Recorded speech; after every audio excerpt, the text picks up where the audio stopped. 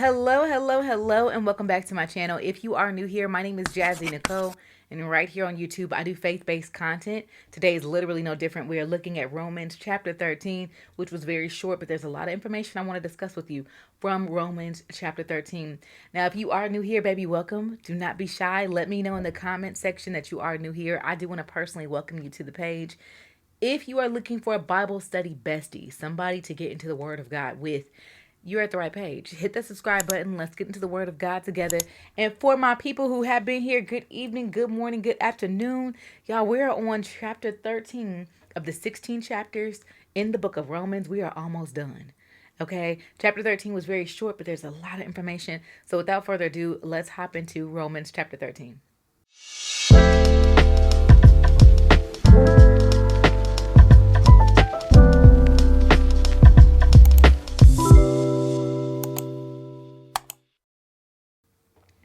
All right, so you guys already know what we need to do. Before we start reading, we want to invite God into our conversation. So, dear Heavenly Father, God, I thank you so much for the opportunity for fellowship, Lord God. We thank you for your resources, your owner's manual, your words that you left behind for us so that we can know what to do, Lord God. Thank you for guiding us and leading us through your word. Lord God, we ask that during this reading, we gain your godly wisdom, your knowledge, your insight on how we should navigate, how we should interpret this, and how we should move. God, we ask that during this conversation, we eliminate distractions so that we focus solely on you and what you have for us today. In Jesus' name we pray. Amen.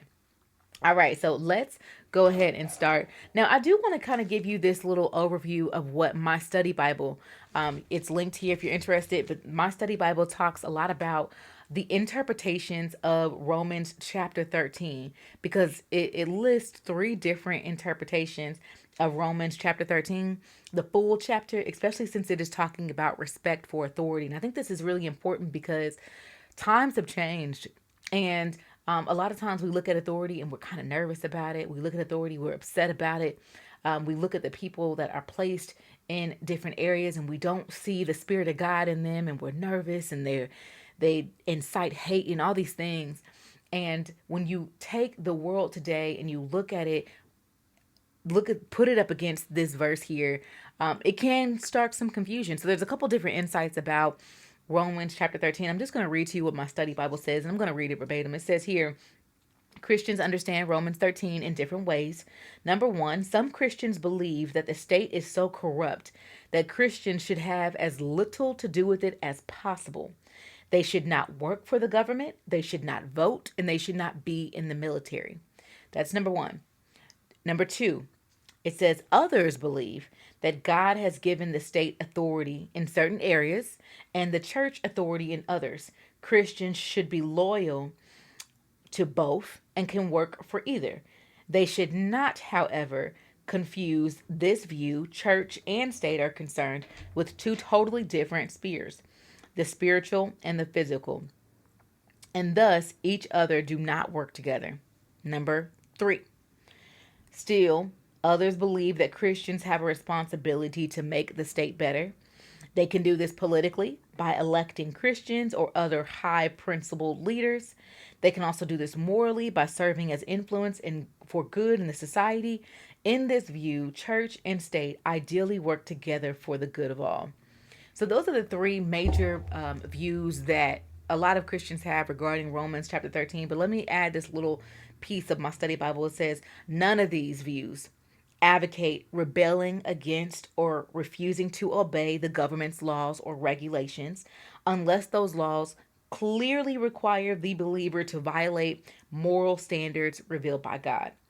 Wherever we find ourselves, we must be responsible citizens as responsible Christians. And I think that's really important because it's not telling us to go outside of the law unless the law is telling us not to follow God. And I think we've seen a lot of that when we read the Gospels about Jesus and how Jesus and his disciples, they didn't do certain things that the law said were that they needed to do because it went against what God was saying. And they didn't take that lightly. Like they were getting beat, they were getting whipped, they had different things that occurred to them. But as long as it aligns with what God's saying, right? But let me ask you this. For you personally, do either one of those three views align with you? Do any one of those views align with you to where you think, you know what, that sounds like me? Which one of those align with you? This is also why it's important to pray before you read and ask for godly wisdom, and ask for God to reveal things to you throughout your reading so that you know what He's calling you to do, so that you know, and that way there's no confusion.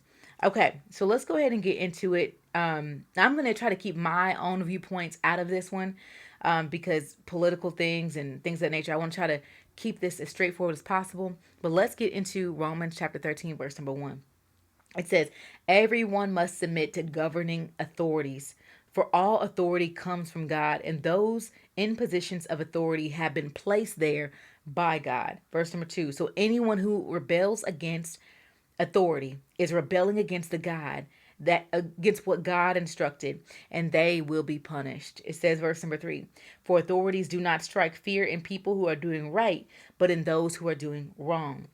Would you like to live a life without fear of authorities? Do you do what is right and they will honor you? Verse number 4, for authorities, the authorities are God's servants sent for your good. But if you are doing wrong, of course, you should be afraid, for they have the power to punish you. They are God's servant, sent for the very purpose of punishing those who do what's wrong. Verse number 5 says, so you must submit to them, not only to avoid punishment, but to keep a clear conscience. We have seen that quite a few times from the mouth of Paul. We know that Paul is writing this letter to the church in Rome. People who hasn't met, this church includes both Jews and Gentiles. Paul is a dynamic minister, and we've seen him say that a few times where he talked about having a clear conscience, right? Remember, he talked about having a clear conscience, and the Holy Spirit and his conscience were in agreement. And I think that's really powerful for us, because that's what we desire. We want to have a clear conscience. We want to appear to God all white and clean, like, God clear me, God show me, God lead me. So that up here aligns with what you have inside of me.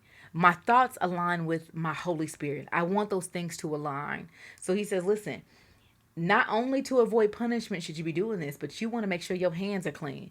Old people usually say, you want to make sure your nose ain't dirty. I want to make sure my hands is clean from the mess, right? I want to keep my conscience clear. Verse number 6 says, pay your taxes. That's verse number 6. I didn't listen. The Bible said it.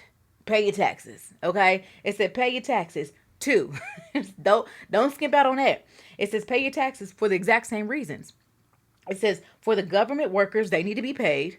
Okay. It says they are serving God in what they do. Verse number 7, give everyone what you owe them. If you owe somebody right now, give them people their money back. Pay your taxes and government fees to those who collect them, and give respect and honor to those who are in authority. That is again about morals and heart posture, right? I don't want to owe anybody. If I owe you, I'm setting up a payment arrangement. If I owe you, I'm letting you know, listen, this is when you're going to receive it. And I'm sticking to that, because I want to honor God with my mind, my body, and my finances. I want a clear conscience, right? I want a clear conscience. All right. So verse number 8, let's get into that one. Again, this chapter is very, very short. But verse number 8 right here says, owe nothing to anyone. Does that mean you can't borrow money? Now, sometimes we need to borrow money, but pay them back, right? But it says, owe nothing to anybody except your obligation to love one another. Now, from 8 on, it talks about the importance of love, right? It talks about that importance of love, but I want to stop for a moment and discuss self-love, because I think that self-love is sometimes a topic where people look at it like, if I'm loving myself, I'm being selfish. That it's a thin line between loving yourself and being selfish, but self-love is helpful because it says in the Bible, love your neighbor like you love yourself. So if you are loving yourself, then you are going to be able to exhibit that same love to your neighbor. But if you don't love yourself, then how are you going to show the love? You know what I'm saying? Self-love is the most important. Loving yourself, treating yourself right. You deserve treatment like a child of God. Treat yourself like that. You're a wonderful person. You deserve that. Treat yourself like that. Verse number 8 says literally, the only obligation you should be having is loving the next person. That's it. It says, if you love your neighbor, you will fulfill the requirements of the law. What? What do you mean? If I love my neighbor, that's all I got to do? Yeah, because if you love your neighbor, you won't steal from them. If you love your neighbor, you won't sleep with their husbands. If you love your neighbor, you won't be cussing them out on Thursday. If you love your neighbor, you won't be not trying to pay them back. So love your neighbor. Okay?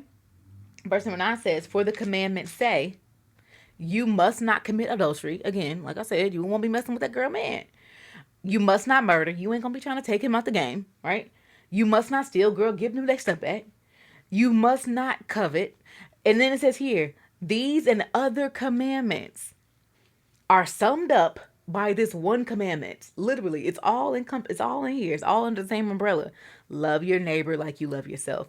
If we did that more, if we showed love more, just imagine how big and how fast the kingdom would grow if we showed love, if we loved our neighbor like we loved ourselves. It would stop a lot of things in this society. Am I right? Or am I right? Okay? All right, cool. Verse number 10 said, love does no wrong to nobody else. So love fulfills the requirements of the law. That's powerful. Verse number 11 said, and this is all the more urgent for you to know how late it is. Paul said, check your watch. It's important. You got to know how late it is. Time is literally running out. He said, wake up. Get up, stinker butt. He said, for our salvation is nearer now than we even believed in the first place. He said, salvation is coming. It's right around the corner, stink.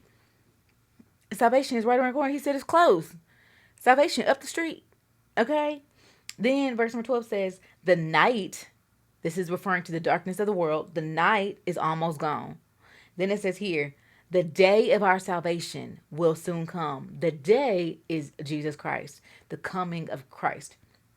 So remove your dark deeds like dirty clothes. He said, listen, you know how you might have, shoot, I don't know, you went camping. Y'all was outside all day. There was no showers running. When you get home, the first thing you do is like, I can't wait to get in the shower and clean up. We should have that same urgency about cleansing our bodies from sin and cleansing our bodies from bad deeds and cleansing our bodies from this and that. We should have that same type of urgency because we want to show up clear and clean to our Heavenly Father. Okay. It says, so remove your dark deeds like dirty clothes and put on the shining armor of right living. It says, because we belong to the day, we belong to God, we must live decent lives for all to see. Then it said, don't participate in the darkness of the wild parties. He said, don't do no diddy, no drunkenness, or even sexual promiscuity or immoral living, or in quarreling or jealousy. Let's talk about that, because why would he say wild parties and drunkenness and then sexual promiscuity? Why would he even say that? Because wild parties, drunkenness, all those things can cause you to do actions outside of your behavior, right? And we talked about how we are new creatures because of our love of Christ. We are new in Him. And we want to make sure that we are trying to avoid situations that may cause us to fall into sin. Now, why would he say immoral living, quarreling, or jealousy? Because we know that fights can lead to murder. There's people who got into arguments over the smallest stuff and somebody's no longer here. So we have to be mindful of that. Jealousy can also lead to murder. It can lead to adultery. It can lead to so many things, right? All these things are a pathway to sin. So we want to guard our hearts and our minds from that. Verse number 14, it says, instead, clothe yourself in the presence of the Lord Jesus Christ and don't let yourself think of ways to indulge in your evil desires. I seen a post on TikTok. And the young lady, she was like, what upsets me, this is her perspective, right? No judgment. This is her perspective. But she said, what upsets me is that Christians always want like a Christian version of a song, She was talking about, if you're ever on TikTok, she was talking about the Keith Lee dance and how the Keith Lee dance that he created was to a secular song and it was some inappropriate lyrics, and how Christians was like, I want to do the dance, but I want some lyrics that align with my spirit. Well, and she was like, I don't know why it's got to be that deep. This is why it is that deep. Literally, don't let yourself think of ways to indulge in your evil desires.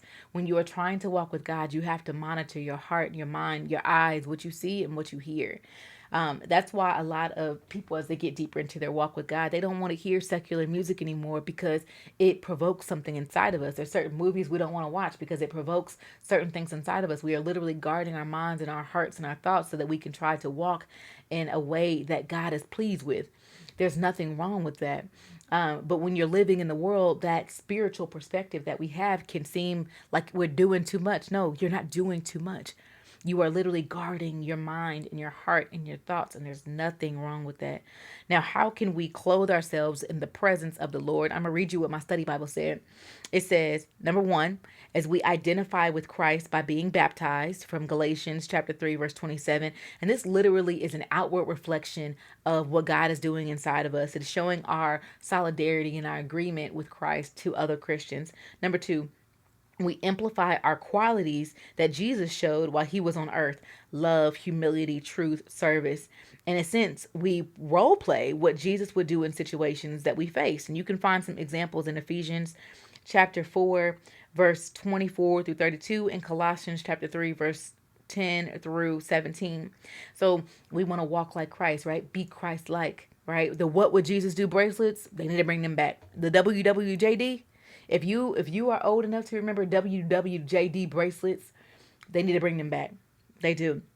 Verse number 3. We must avoid those situations that open the door to gratifying sinful desires, because that would make us poor examples of our commitment to live like Jesus. So we have to be mindful. Guard our hearts, guard our mind, guard our eyes, guard our spirit, right? Protect ourselves so that we don't fall into sin.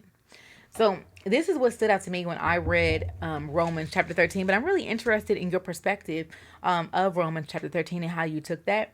I am looking forward to going over Romans chapter 14 with you guys tomorrow, and then Monday and Tuesday of next week, we will do Romans 15 and 16.